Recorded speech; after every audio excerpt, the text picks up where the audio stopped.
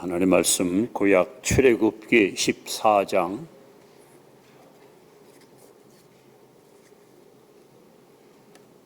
구약 성경 101면입니다. 출애굽기 14장 1절부터 16절까지 우리 교독을 하겠습니다. 1절은 제가 읽습니다. 여호와께서 모세에게 말씀하여 이르시되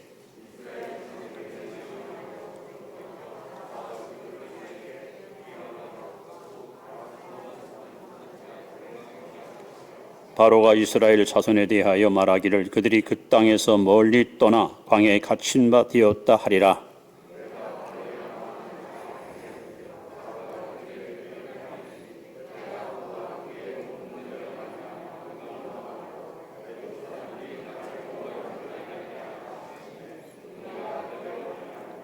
그 백성이 도망한 사실이 애굽 왕에게 알려지매 바로와 그의 신하들이 그 백성에 대하여 마음이 변하여 이르되 우리가 어찌 같이 하여 이스라엘을 우리 위 섬김에서 놓아 보내었는고 하고 선발된 병거 600대와 애굽의 모든 병거를 동원하니 지휘관들이 다 거느렸더라.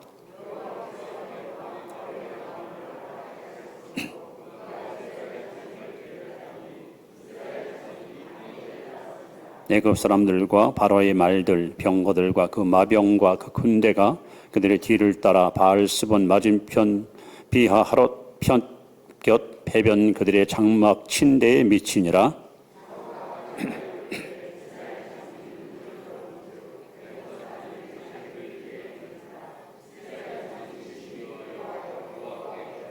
그들이 또 모세에게 이르되 애굽에 매장지가 없어서 당신이 우리를 이끌어내어 이 광야에서 죽게 하느냐 어찌하여 당신이 우리를 애굽에서 이끌어내어 우리에게 이같이 하느냐.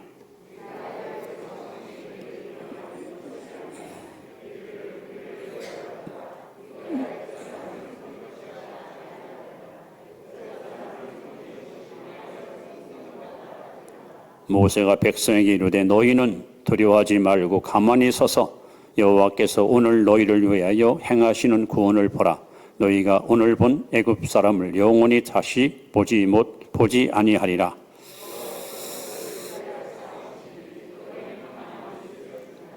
여호와께서 모세에게 이르시되 너는 어찌하여 내게 부르짖느냐. 이스라엘 자손에게 명령하여 앞으로 나아가게 하고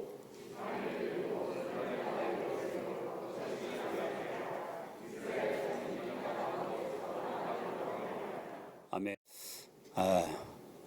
명절이죠. 옆에 분에게 새해 복 많이 누리세요 인사합시다.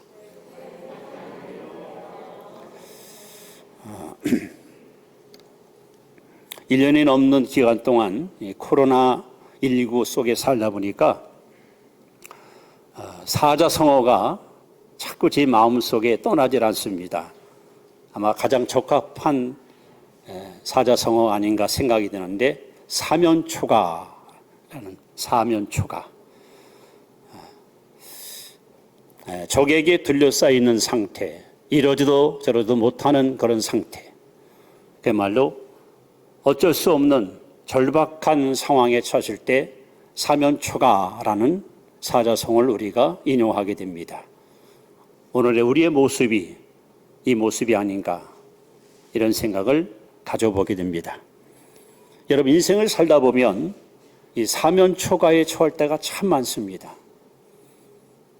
사업하시는 분들이 열심히 최선을 다해서 정말 사업에 몰입했는데 하는 일마다 자꾸 일이 틀어지고 경제적인 위기를 만나고 사업이 자꾸 무너져서 이거 내가 도대체 해야 되나 말아야 되느냐 진퇴양난 이 사면초가에 처한 이런 기업인들이 얼마나 많이 있습니까?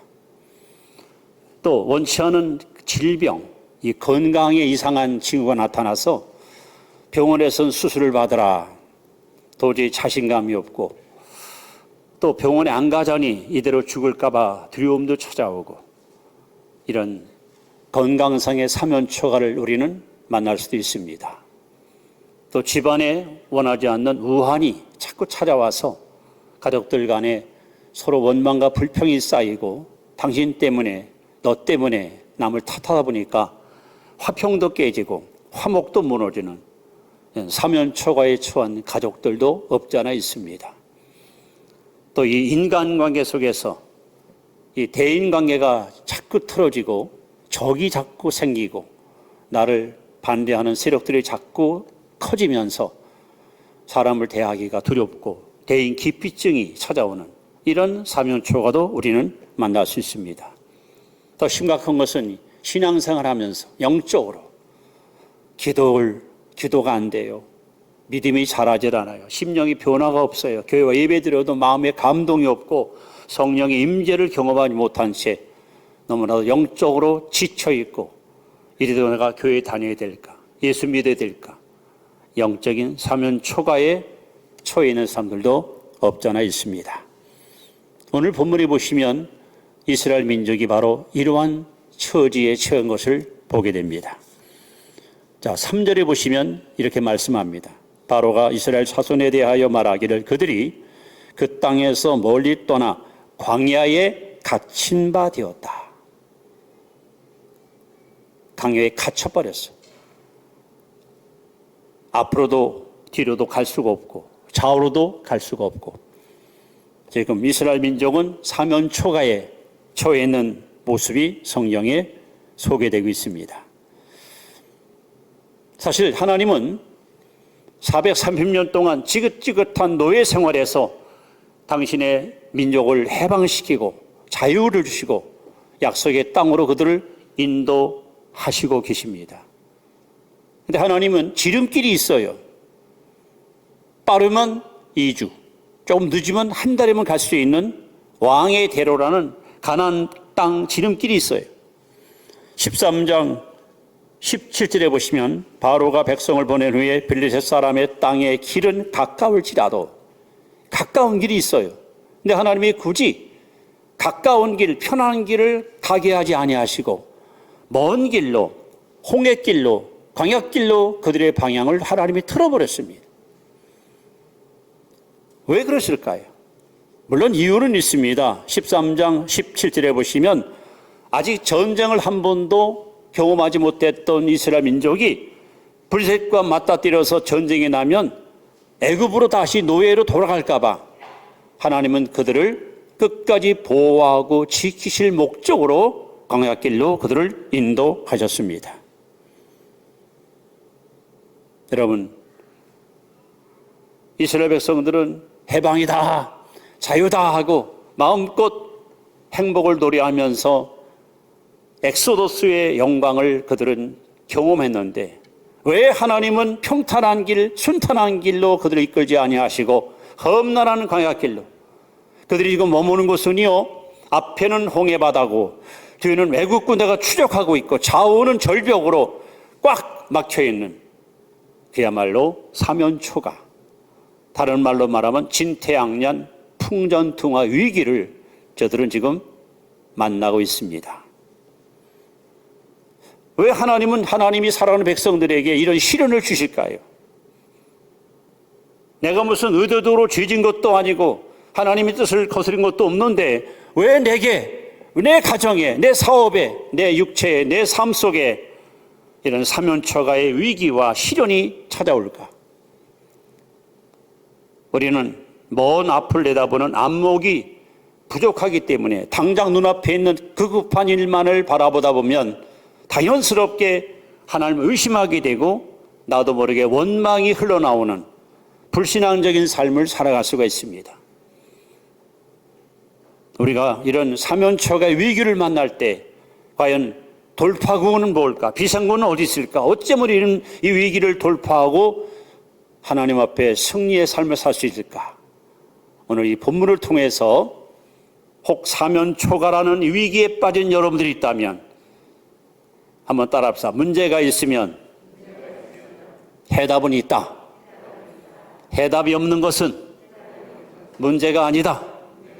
모든 해답은 성경에 있다. 믿습니까? 하나님은 우리에게 분명히 이 시간 해답을 주십니다. 자, 어떻게 우리는 이 역경을 이길 것인가? 그 첫째는 우리 4절에 보시면 하나님이 이렇게 말씀합니다. 우리 4절 한번 다 같이 읽습니다. 시작. 내가 바로의 마음을 완악하게 한즉 바로가 그들의 뒤를 따르리니 내가 그와 그의 온 군대로 말미암아 영광을 얻어 애굽 사람들이 나를 여호와인 줄 알게 하리라 하심에 무리가 그대로 행하니라. 여러분, 사면초가의 위기를 만나셨습니까? 첫째로 하나님을 온전히 신뢰하십시오. 하나님을 온전히 의지하십시오. 하나님을 온전히 믿고 따르십시오. 우리가 사면초가를 만났을 때에 기억해야 될 말씀이 있어요. 잠언 3장 5절 6절 말씀인데, 자, 이 말씀을 다시 한번 같이 읽습니다. 시작. 너는 마음을 다하여 여호와를 신뢰하고 내 명철을 의지하지 말라. 너는 범사에 그를 인정하라. 그리하면 내 길을 지도하시리라. 너는 마음을 다하여 여호와를 신뢰하고 내 명철을, 내 머리를, 내 지식을, 내 경험을, 내 능력을 의지하지 말라는 거예요. 여러분, 범사에 하나님을 인정하십시오. 하나님을 앞세우십시오. 하나님께서 여러분의 가는 길을 지도해 주실 겁니다. 하나님이 이스라엘 백성을 애굽에서 해방시킨 근거적인 목적이 있습니다. 동일하신 하나님은 저와 여러분들을 이 죄악 세상에서 하나님의 자녀로 삼으신 분명한 뚜렷한 목적이 있습니다. 하나님 4가지 이유 때문에 이스라엘 백성들을 애굽에서 그들을 끌어낸 거예요. 첫째는 그들을 구원시키기 위해서. 우리도 마찬가지입니다. 하나님은 이 죄악 세상에서 저와 여러분들을 하나님의 자녀 삼으려고, 하나님의 백성 삼으시려고 우리를 죄악의 시궁창에서 우리를 건져내어 우리를 구원받게 하시고 하나님의 자녀 삼으셨습니다. 이 첫 번째 하나님의 명확한 뜻입니다. 이 두 번째 과정은 그들을 훈련시키는 거예요. 훈련. 그래서 하나님은 지름길이 아니고 험한 광야길로 그들을 이끌었습니다. 그 훈련하는 주제, 훈련하는 과목이 뭘까요? 이 말씀도 여러분 중요하니까 신명기 8장 2절 말씀, 이 말씀을 여러분 잘 명심하시기 바랍니다. 신명기 8장 2절 말씀. 왜 하나님이 이스라엘 백성을 광야길로 인도하셨는지 그 이유를 성경은 분명히 이렇게 말씀합니다. 제가 말씀을 읽어드립니다. 내 하나님 여호와께서 이 40년 동안에 내게 광야길을 걷게 하신 것을 기억하라. 지름길을 놔두고 험한 광야길을 인도하신 것을 기억하라. 왜? 이는 너를 낮추시며 너를 시험하사 내 마음이 어떠한지 그 명령을 지키는지 지키지 않는지 알려 하심이라. 하나님이 우리를 훈련시키는, 우리를 광야길로 이끄시는 2가지 이유가 있습니다. 첫째는 겸손을 배우기 위해서요. 겸손. 둘째는 순종입니다. 왜? 야고보 4장 6절 말씀에 하나님은 교만한 자를 대적하시고 겸손한 자에게 은혜를 주십니다. 여러분, 일생을 사는 동안 하나님의 은혜가 끊기지 아니하고 마치 40년 광야길 가는 동안 새벽마다 만나를 날이어 그들을 먹이신 것처럼 여러분의 삶 속에 하나님의 은혜가 끊어지지 않고 축소되지 않고 항상 이슬처럼 새록새록 이 은혜를 입기를 원하십니까? 겸손하십시오. 하나님은 여러분에게 한없는 은혜를 계속 부어주셔서 코로나 시대 어려운 환경 속에 우리는 불평 한마디 없고 원망 한마디 없이 감사하며 주의 길을 걸어갈 수가 있는 것입니다. 또 하나는 순종입니다. 순종해야 하나님 앞에 쓰임받습니다. 순종해 하나님 앞에 축복받습니다. 그래서 하나님은 의도적으로 이스라엘 백성들을 광야길로 이끌어서 2가지 과목을 이수하려고 겸손과 순종을 그들에게 가르치기 위해서 그들을 광야로 인도하신 겁니다. 세 번째 이유는 영적 전쟁에서 승리하기 위해서 훈련을 시키는 거예요. 영적 싸움. 구원받고 훈련받고 그 다음에 영적으로 싸워서 마귀도 이기고 세상도 이기고 육신도 이기고 마지막 네 번째는 가나안 땅 기업, 즉 천국을 우리에게 선물로 주시려고. 하나님은 네 가지 뚜렷한 목적이 있기 때문에 그런 목표를 가지고 계획을 가지고 이스라엘 백성들을 광야길로 인도한 거예요. 근데 백성들은 그걸 못 봤잖아요. 모르잖아요. 그러니까 그냥 겁이 나니까 원망이 나오고 불평이 나오는 거예요. 여러분은 지금 어느 자리에 와 있습니까? 구원 받으셨습니까? 훈련 받고 계십니까? 영적 싸움을 한참 하고 계시나요? 여기서 끝난 것이 아니에요. 우리는 천국을 상속받기 위해서 끝까지 이 길을 완주해야 됩니다.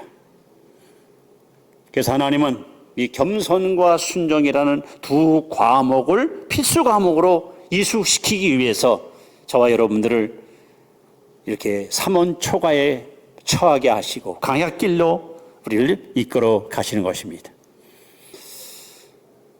자, 하나님은 어떤 분인가 하는 걸 우리가 정확하게 알게 되면 여러분이 지금 삼원 초가에 처하실 때도 우리는 불평할 수 없고 원망할 수 없어요. 하나님 어떤 분일까요?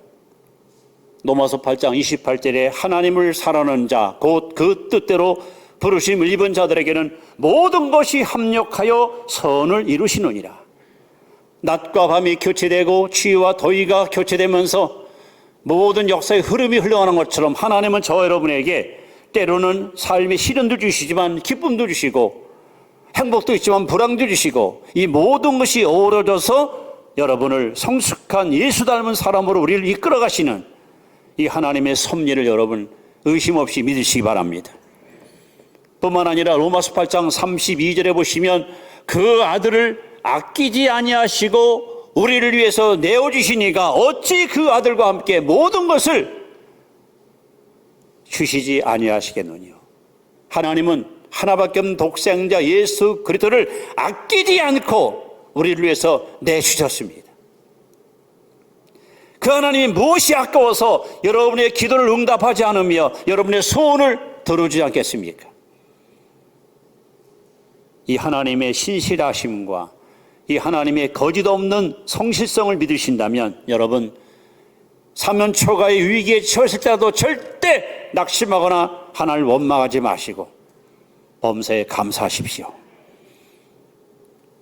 더 나아가 고린도서 10장 13절에 보시면 사람이 감당할 시험 밖에 너에게 당한 것이 없나니 오직 하나님은 미쁘사 시험 당함을 허락지 아니하시오. 감당치 시험 당함을 허락지 않으시고 피할 길을 주시하나니.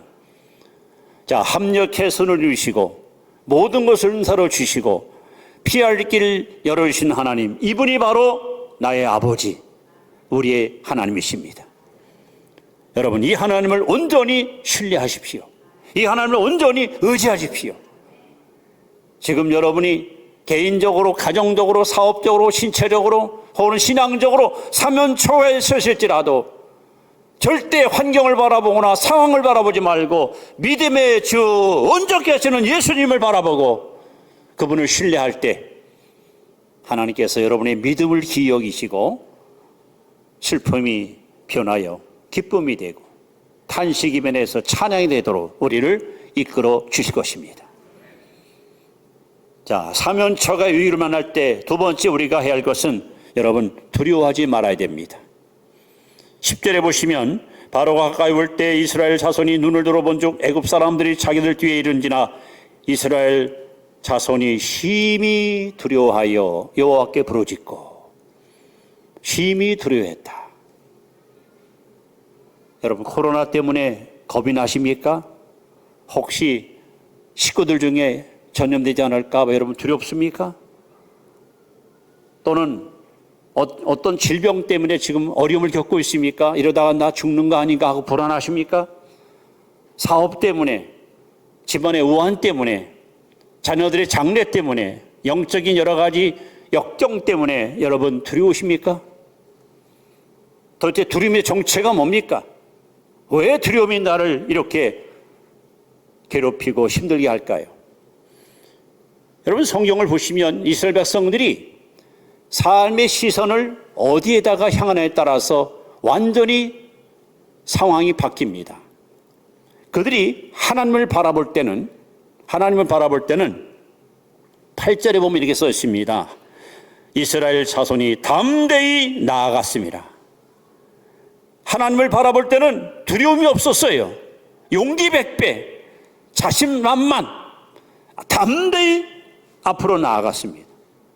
그런데 그들의 시선이 하나님을 바라보지 않고 환경을 바라볼 때, 적을 바라볼 때, 애굽 군대와 출렁거리는 홍해바다를 바라볼 때 심히 두려워했다. 여러분의 시선이 무엇을 바라보느냐? 문제를 바라보느냐? 하나님을 바라보느냐? 문제를 바라보면 문제 앞에 여러분 자꾸 약해지고 초라해 보이고, 아, 큰일 났다. 나는 이제 망했구나. 이러다가 나는 끝났구나. 그래서 두려움 속에 우리는 패하고 마는 거예요. 요한일서 4장 18절에 보시면 두려움에는 형벌이 있습니다. 형벌. 여러분 병을 두려워하면 병한테 져요. 사람을 두려워하면 사람한테 잡힙니다. 환경을 두려워하면 환경한테 여러분 먹힙니다. 하나님은 절대 저와 여러분에게 이 두려움을 주지 않아요. 자, 디모데후서 1장 7절 말씀을 여러분 다시 한번 좀 확인해 보세요. 이렇게 써 있습니다. 하나님이 우리에게 주신 마음은 두려워하는 마음이 아니요 오직 능력과 사랑과 절제하는 마음이라. 하나님은 하나님의 자녀들 마음속에 결코 두려움을 주지 않습니다. 오히려 능력을 주십니다. 사랑을 부어주십니다. 절제할 수 있는 은혜를 주십니다. 그래서 어떤 두려움도 극복하고 나아갈 수 있도록 우리를 이끄시는 분이 하나님이십니다. 불아파에 콜레라가 만연할 때 나라마다 많은 사람이 죽어가는 불행한 일이 역사적으로 있었습니다. 요즘 코로나보다 그 당시에는 의학도 발달이 덜 됐기 때문에 사망자들이 굉장히 많이 창궐했는데 그때 한 작가가 그 당시 상황을 풍자한 글이 있습니다. 한 농부가 마차를 끌고 성으로 나아갑니다. 얼굴에 보자기를 쓴 한 여인네가 마차를 세웁니다. 나 저 성에 가야 되는데 좀 태워주세요. 그래요, 타십시오. 가면서 말을 겁니다. 성에는 왜 가십니까? 대답을 안 합니다. 뭐 특별한 볼일 있으신가요? 대꾸가 없습니다. 저 실례지만 이름이 뭡니까? 아무런 말이 없습니다. 별 사람 다 봤네. 벙어리인가? 또 궁금해서 물었습니다. 이름은 좀 알릴 수 있지 않습니까? 했더니 그 여인이 제 이름은 콜레라입니다. 깜짝 놀랐습니다. 뭐라고요? 당장 내리시오. 그러지 말고 성까지만 데려다 주세요. 얼마 안 남았지 않았습니까? 왜 가려고 그래요? 지금 콜레라 때문에 사람들이 얼마나 많이 죽었는데 도대체 당신 왜 가는 거야? 제가 가서 도도 말고 딱 10사람만 10명만 제가 죽이려고 합니다. 안 됩니다. 아니요, 제발 좀 부탁합니다. 딱 10명입니다. 그래서 이 여인을 태우고 성으로 들어왔습니다. 웬일입니까? 수천 명이 콜레라로 죽었어요. 여인을 향해서 농부가 화를 냅니다. 약속이 들리지 않소? 10명이라는데 말이요. 이게 웬일이요? 아니요, 난 아직도 한 명도 안 죽였습니다.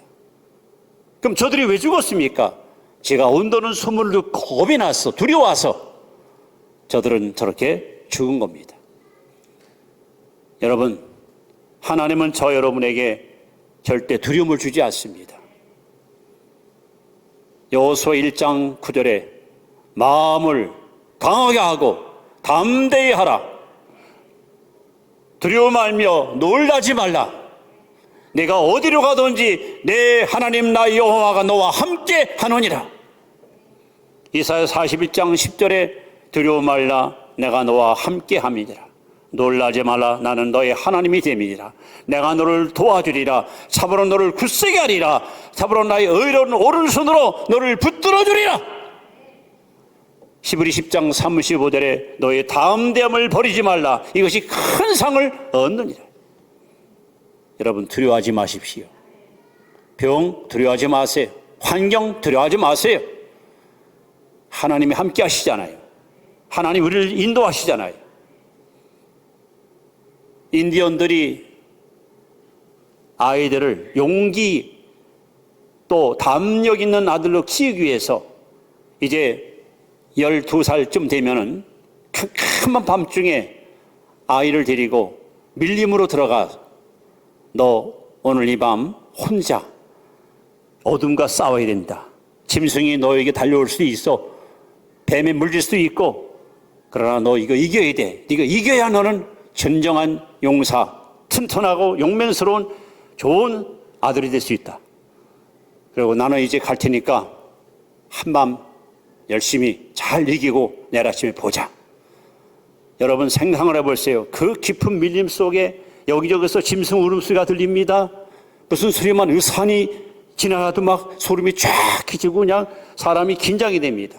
얼마나 두려울 거예요. 캄캄한 한밤중에 뭐 늑대 울음소리, 언제 어디서 곰이 나올지 사자가 나올지 모르는 위기천만한 상황 속에 아들은 그냥 오금이 저린 몸을 가지고 밤새도록 달달달달 떨면서 빨리 새벽이 왔으면 빨리 해가 떠올랐으면 드디어 어둠이 가시고 저 동력의 여명이 밝아오면서 사방이 땅거미가 거치고 환하게 만물이 보여집니다. 내가 무사히 내가 이겼구나 하는데 그만 깜짝 놀랍니다. 바로 그 뒤에 아버지가 화살에다가 쉬를 걸고 밤새도록 아들을 지키고 서 있었습니다. 하나님은 한 번도 여러분 우리를 떠나지 아니하시고 세상 끝날까지 항상 우리와 함께 하십니다. 눈동자같이 우리를 지키시고 암탉의 병을 품듯이 우리를 품으시고 우리를 보호하시고 우리를 돌보시는 좋으신 하나님, 두려워하지 마십시오. 아까 말씀드린 이스라엘 백성들이 하나님을 바라볼 때는 담대히 나갔어요. 근데 출렁거리는 파도를 보고 애국군들을 보는 순간에 두려움이 막 밀려오니까 하나님 앞에 원망을 퍼붓는 거예요. 우리는 믿음의 눈을 떠서 오직 주 예수님만 바라보고 그분을 신뢰하고 나아갈 때 우리 안에 있는 두려움은 안개처럼 사라지고 우리는 담대한 용기가 충만한 승리의 주인공이 될 수 있는 것입니다. 자, 사면초에 처할 때 하나님을 온전히 신뢰하시고 마음의 두려움을 여러분 물리치시고 세 번째 우리는 정면 돌파를 시도합니다. 정면 돌파. 자, 오늘 15절, 16절을 함께 어디 보겠습니다. 시작. 여호와께서 모세에게 이르시되 너는 어찌하여 내게 부르짖느냐? 이스라엘 자손에게 명령하여 앞으로 나가게 하고 지팡이를 들고 손을 바다 위로 내밀어 그것이 갈라지게 하라. 이스라엘 자손이 바다 가운데서 마른 땅으로 행하리라. 자, 뒤에는 애굽의 최고의 군사들이 무기를 들고 그들을 죽이러 추격합니다. 좌우에는 절벽이 콱 가로막혔습니다. 앞에는 검푸른 홍해 바다가 출렁거리며 그들을 집어삼키려고 여러분 요동치고 있습니다. 그런데 하나님은 이런 사면초가에 서 있는 이스라엘 백성들한테 정면 돌파를 시도합니다. 앞으로 나아가라. 이것이 신앙인들이 가져야 될 자세입니다. 인생을 살다 보면은 사면초가가 우리에게 찾아와요.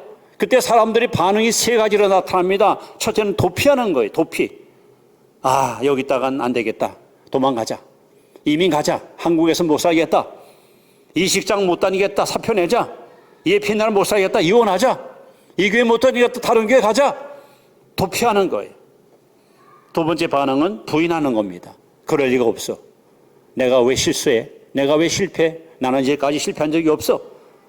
눈앞에 지금 분명한 위기가 찾아오고 시련이 왔는데 아니라는 거예요.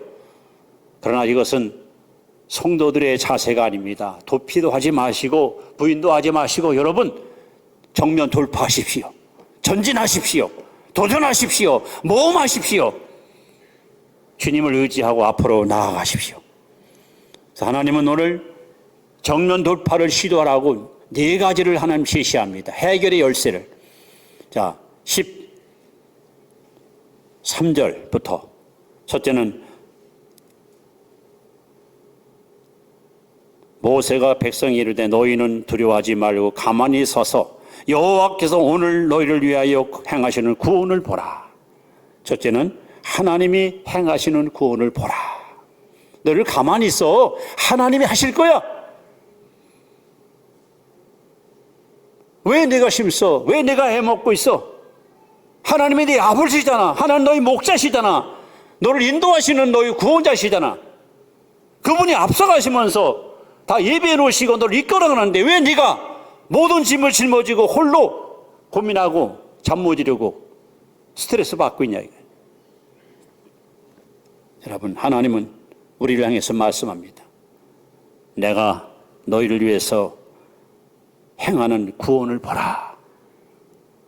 하나님이 하십니다. 두 번째는 하나님께서 14절에 말씀합니다. 여호와께서 너희를 위하여 싸우시리니 너희는 가만히 있을지어라. 여러분, 전쟁은 여호와께 속했습니다. 마귀도 시험도 유혹도 여러분 주님이 싸우십니다.